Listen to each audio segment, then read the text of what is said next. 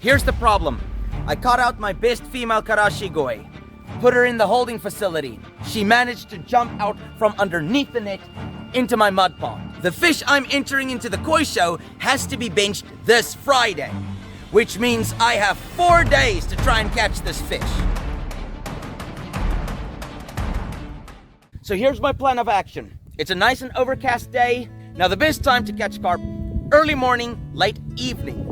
However, because it's an overcast day, I'm hoping that's gonna play in my favor. What I'm gonna do now is I'm gonna get my setup and everything ready, and I'm gonna cast the line out this side, between these two trees. He would come to regret this decision. You can see there's not really a lot of plants in this corridor, if I can put it that way. So hopefully that's gonna mitigate my hook getting stuck on stuff.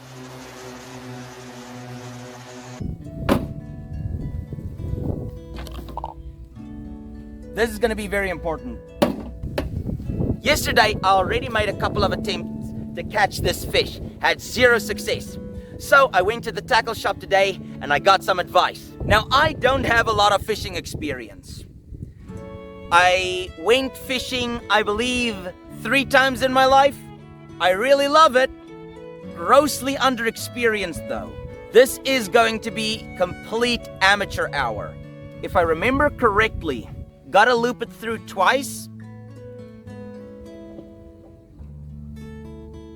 So I believe the tutorial that I watched, I don't think I'm doing it right, because it was something like making a loop, I believe, then twisting it 5 times, and then feeding it back through the hole. I can't help feel like I missed a step here. Gotta trim off the axis. Maybe one day before the sun burns out, he will learn the difference between axis and excess. At least he isn't confusing the words version and virgin anymore, so he doesn't get banned like with Tomboy Hooters. To make it look nice and neat, maybe the koi will see how neat the line is and go, you know what, maybe just for today, I'll cooperate. On the label it says Okuma, and Kuma is a bear, hence the symbol. Just gonna use this extra bit of line, attach it to my swivel, and then we are going to attach the floater and the hook. We're gonna take the pliers, and that should make my job easier. I'm very irritated at the moment. I gotta be patient. Okay, I'm just gonna use my fingers because I keep pulling the pliers back too soon, and then the ridges pulls the line back out again. Much better. Make sure my finger is in the hole.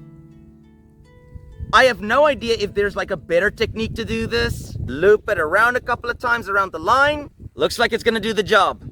Just hold on, guys. I'm just gonna have to take my meds a little bit. Don't know why I struggled to swallow that.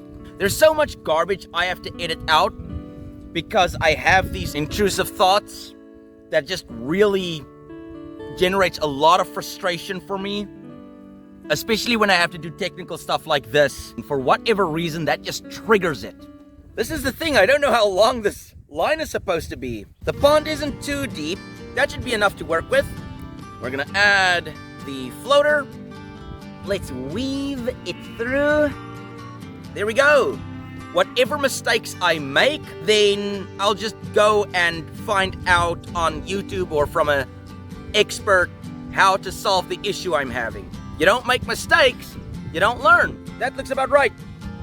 In, and that is gonna hold it. Yesterday, I ran into a bunch of problems. And after going to the tackle shop, I found out my hook that I originally used was too big for the size of fish that I wanted to catch.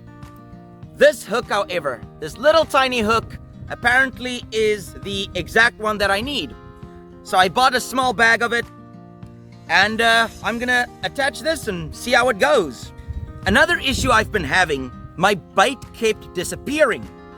And I didn't know if this was because the hook got stuck in the mud and that the mud sort of sucked the bait off, but the tackle shop owner confirmed to me that it's actually the African clawed frogs taking it off. He used a term for it which I've never heard used before, and I think, oh, that's such an easier word, is to refer to them as platies. Because in Afrikaans, it's called a platana. And plat means flat, because it's a very flattish frog. So we're gonna thread it through. I feel like a chimp trying to work with my hands to figure this out. The actual angling guys are probably looking at me going, "You idiot, you're gonna get yourself impaled." But hey, this is a new learning experience for me. Oh, a fish just jumped.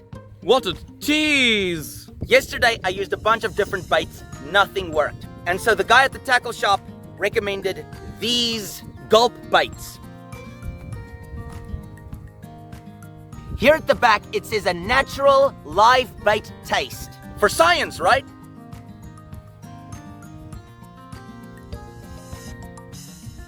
I want to be a carp now. It tastes like crab sticks.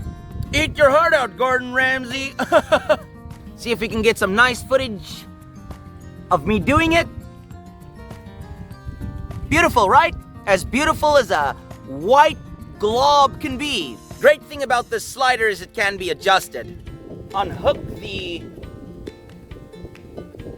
Well, the name escapes me. Now, finally, we can enjoy some fishing.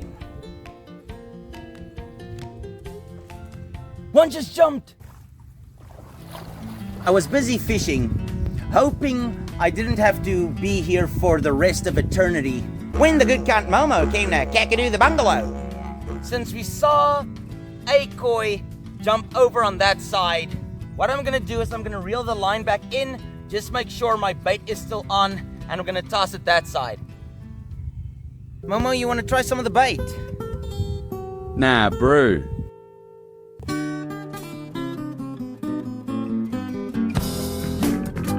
You're gonna hurt yourself on the hook.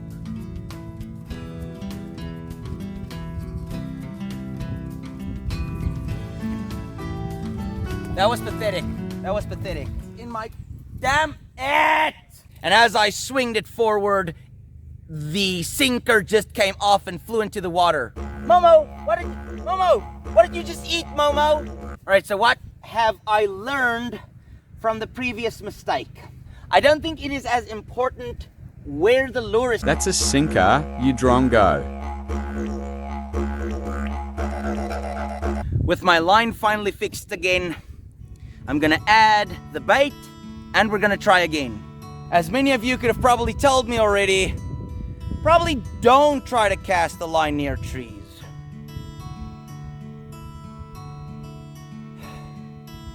Yeah.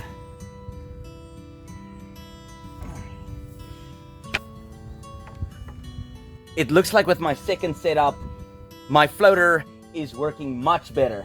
I just had to increase the distance between the sinker and the floater. The nice part is now, I can sit here underneath my canopy, I can see the floater in the distance.